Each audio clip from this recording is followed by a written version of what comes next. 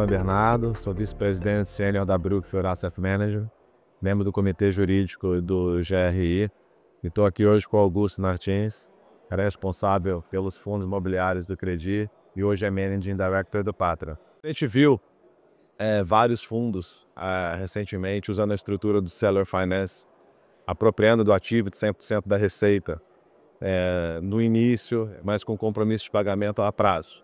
E hoje, com o mercado com juros altos, uma dificuldade de captação, é que se enxerga isso? Você vê isso como um potencial risco sistêmico? Enfim, você acha que no final vai dar um jeito? Como é que você vê essa situação? Tem várias formas, né? É interessante porque qual que é a origem disso, né? A origem é que o cara quer comprar um ativo, que ele tem a convicção que é decente, e quer equilibrar o yield. E para concorrer com a taxa de juros, ele faz o seller finance, porque ele pagou só uma parte do preço, mas ele tem 100% da renda. Então o cap rate sobre o que ele pagou é muito alto, né? Qual o problema? O problema é o futuro, né? Que vai ter um muro lá, que é pagar a segunda parcela, ou a terceira, seja lá quantas forem. Então eu vejo de algumas formas. Primeiro, do lado do investidor, ele teria que olhar qual que é o risco de não ter esse dinheiro. E aí tem fundos que já têm o dinheiro, e ele só vai ter a queda da renda. Tem fundos que ele sequer tem o dinheiro, então ele vai ter que captar esse dinheiro. Nesse cenário, hoje eu acho que esse é um risco razoável a ser identificado, porque o mercado está difícil, o juros vai continuar alto por algum tempo e não sei como isso vai se resolver. Risco sistêmico acho que não vai ocorrer.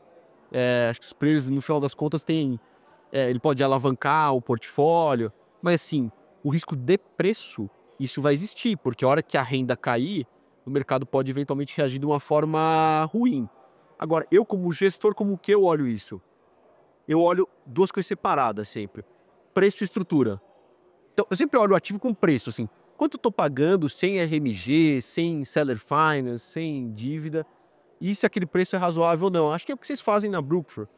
E depois você vê a estrutura. Eu alavanco, eu ponho equity, coloco dinheiro no tempo ou não. É a forma de como você equilibrar aquele ativo dentro da restrição de capital, né, ou dentro do veículo que você tem. Então, pro ator, né, do mercado imobiliário, eu diria que o mais importante é o cara olhar e falar assim, cara, aquela transação naquele preço, ela é boa ou não para o fundo? Independente do seller finance ou de qualquer outra questão. E se ela for boa, beleza, depois ela para de pé, né? Agora, que é um ponto de atenção, definitivamente é.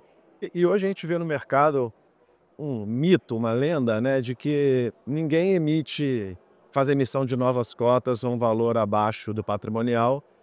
E hoje, obviamente, que a gente sabe que as cotas estão descontadas. Você acha que isso pode ser um momento de virada dessa equação e as casas passarem a ter que fazer uma emissão de cotas a um valor descontado do patrimonial para honrar eventuais obrigações? É uma boa pergunta, assim, né? Porque eu diria assim que isso vai continuar frequente e com os descontos atuais é mais difícil ainda, né? Porque as transações elas são dilutivas então qualquer ativo que eu comprar parecido ao que eu tenho no meu portfólio, se eu emitisse cota no preço de tela, ela ia ser dilutiva, né? Exemplo, eu pego um ativo que está no patrimonial a 16 o metro, eu tô com 35% de desconto, então ele está valendo 10 na bolsa, o metro quadrado, eu não compro aquele ativo a 10 o metro, eu sequer talvez compre a 16.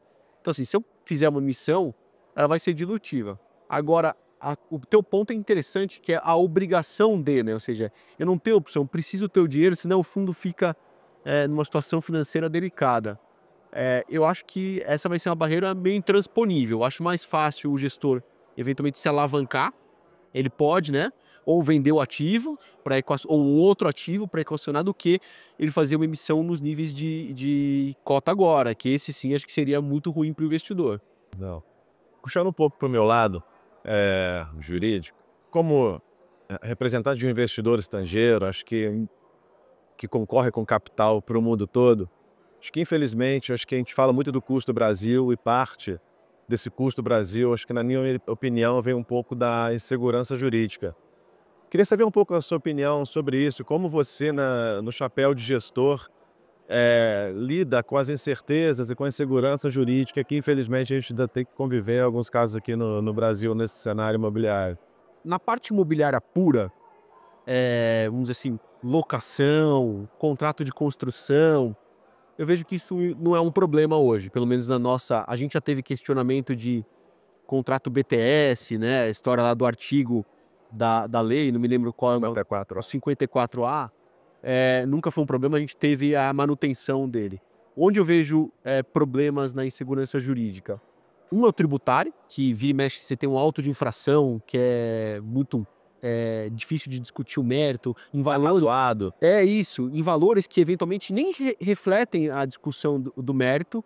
E uma coisa que me incomoda, eu não sei se o investidor estrangeiro vê isso, mas é a parte da judicialização, né? O excesso de judicialização, também ligado, por exemplo, a ITBIs que são cobrados em valores excessivos.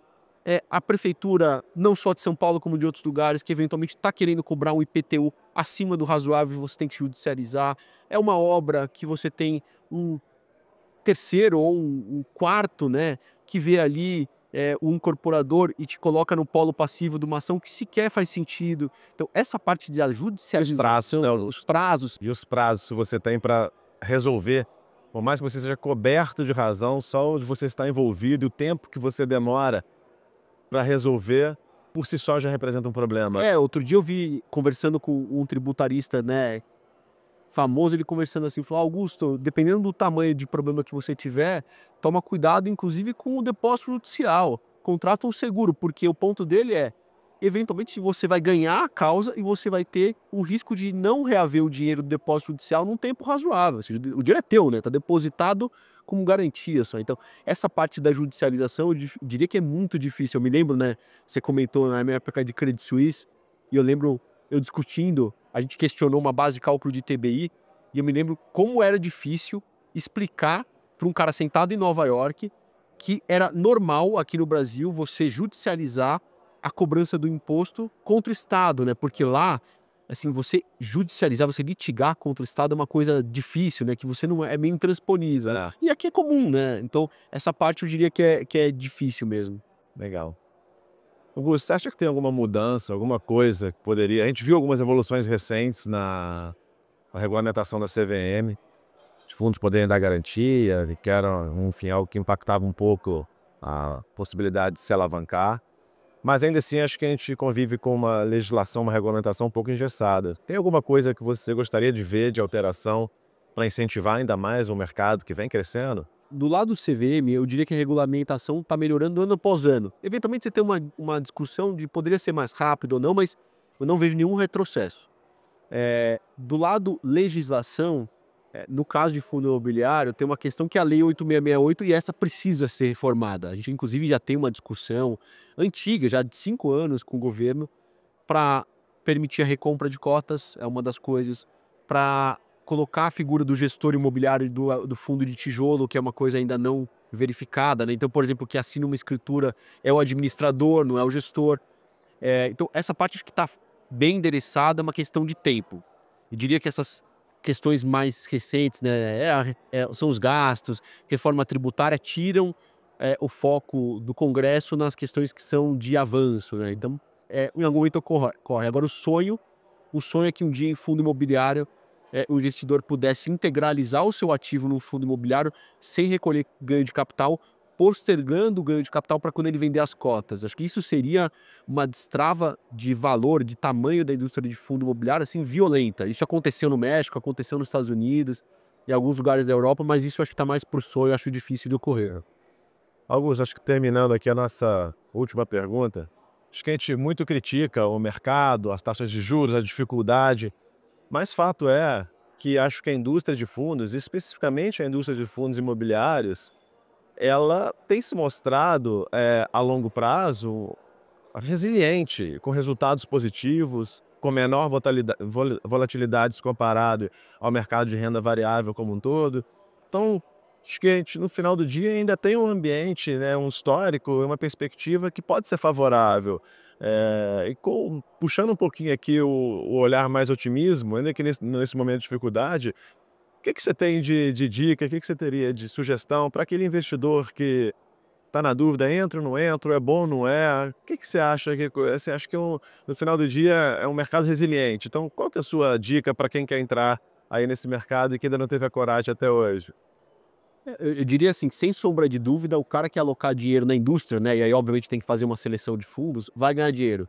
O paralelo do que ocorreu no final do governo Dilma com a atual é muito verdadeiro do lado macro, né? Taxa de juros, NTN muito alta, mas muito diferente do lado micro. Ou seja, lá a gente estava com locação caindo, vacância subindo. Agora a gente está com uma atividade imobiliária muito resiliente, em recuperação.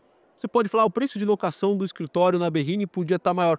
Podia, mas ele está crescendo. Você não tem muita dúvida de que ele vai crescer. Então eu diria assim, que o investidor ele tem um momento muito bom de alocar dinheiro. Esse retorno vai ser alto.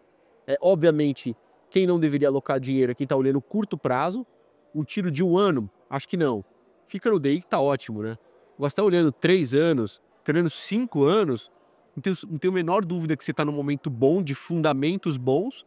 Foca nos fundos grandes, com liquidez, com bons gestores. Olha o gestor, né? Porque o gestor, cada vez mais fica claro que é o cara que pode trazer a diferença por bem e por mal. Então olha o gestor, ele tem governança, tem tamanho, e acho que sim, tem um momento realmente muito especial para alocar recursos. Também não precisa alocar amanhã, faz uma alocação faseada, né, durante 6 meses. Os juros não vai cair amanhã, né, vai demorar um tempo, então também a cota não vai recuperar amanhã. Acho que tem um momento realmente muito bom para alocar dinheiro. Quem alocou 1 ano atrás, eu diria, aguenta lá, tá perdendo dinheiro, mas está no momento que realmente o desinvestimento não é o mais adequado. E Augusto, acho que com você, para terminar essa entrevista, não poderia terminar de uma forma diferente. Chucre ou paulista? Eu como paulista, paulista. Augusto, obrigado aí pela oportunidade desse bate-papo. Foi um abraço.